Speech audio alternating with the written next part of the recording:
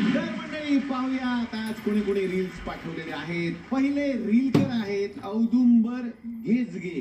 पाहूया. तुम्ही मला का सांगितलं नाही? का सांगितलं नाही हो?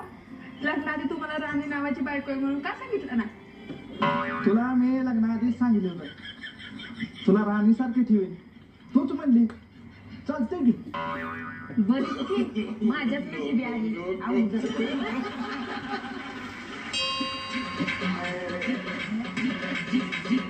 अहो हे काय करताय? अगं प्रवचनात सांगितलंय महाराजांनी आपल्या दुःखाचा डोंगर आपणच उचलायचा असतो. तिकडे डोंगर